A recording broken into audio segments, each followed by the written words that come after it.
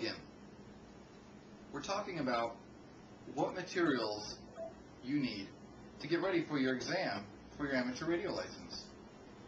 We're excited that you've decided to pursue amateur radio and you're looking at getting your license. We're going to show you just how easy it is to get into amateur radio.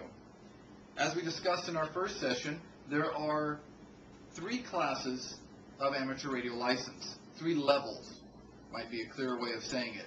The technician class, the general class, and the extra class. Technician is known as element 2, general is known as element 3, and extra is known as element 4. Before you can get your general license, you would need to get your technician license. And before you can get your extra license, you would need your general license. So each of them comes successive. Some people get their technician class license, they find that that gives them all the privileges they need for what they want to do, and they stick with their technician license, and some will go all the way and get the extra class license and all the privileges that amateur radio offers on the bands. So let's talk about a couple of ways that you can prepare for your exam. Well, one of those ways is through a class. You can sign up for a class in your area and go through the classwork, and probably will be instructed by hams. Sometimes the local ham club or the Red Cross hosts these types of events. You can also prepare on your own. You can purchase one of these books with a question pool and a study guide or a textbook.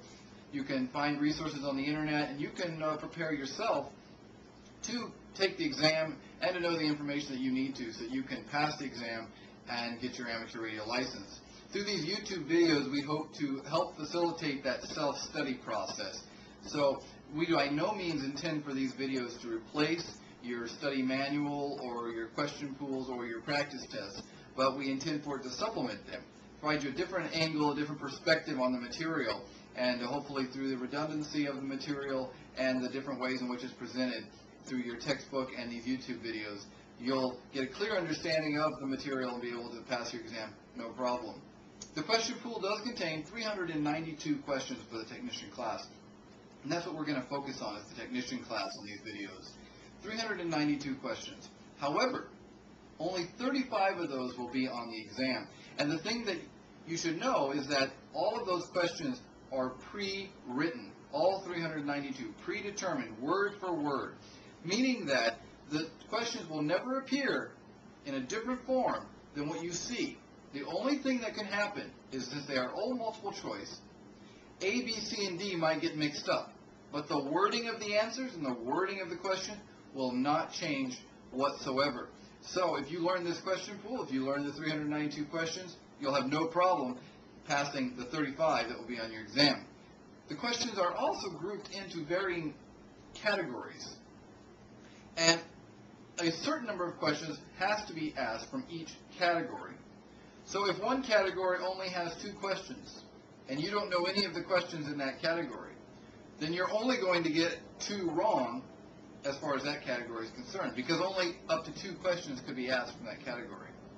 Well, let's figure out where we can find the information that tells us about the question pool, gives us the questions, and the different things that we need to know. Well, there are a couple of published materials that are available for you. Probably the most popular is the one by ARRL. That's the Amateur Radio Relay League. And you can find information about them on www.arrl.org. And they offer a manual for each of the classes. The interesting thing to note is that for the technician class, it's actually titled Ham Radio License Manual. And this is what it looks like. It's red, kind of an orangish red.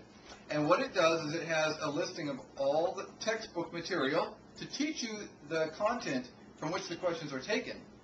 It has pictures and diagrams to help you understand that. And then in the back, there is a question pool that lists all the questions with their multiple choice answers. So then you can study the question pool separately. Another material that's available to you is put out by the W5YI Whiskey 5 Yankee India, W5YI group. And you can find information about them at www.w5yi.org. Now the W5YI group, their books look something like this. The yellow book is their technician class book, and Gordon West is the one who put this book together. This is the book I purchased just by chance when I was preparing for my technician class license, but I really liked it. It worked really well for my learning style. Gordon West does not do the textbook at the beginning, the questions at the end, like the ARRL book, but actually goes through the material. So he gives you a question, gives you the possible answers. You can study that and see if you know the answer. And then he gives an explanation of why it's answered that way. So the textbook part of is actually incorporated into the questions. He gives you key words to look for that will help you remember the answers. And he tells you from what section of the FCC rule book, that's the Part 97 rule book, you would find the answer, and other helpful tips. He also has Elmer tips in here, and you'll see them as you go through. Ham hint, little Elmer here, who tells you that the first thing you'll receive from the FCC at your mailing address is your new license. And he goes on to explain why you need to make sure you have an accurate license and whatnot. So I really like this book, but it's not for everyone. And so you need to think which one would work better for your learning style. So the W5YI is available, the ARRL Ham Radio License Manual. You can also get from the W5YI group.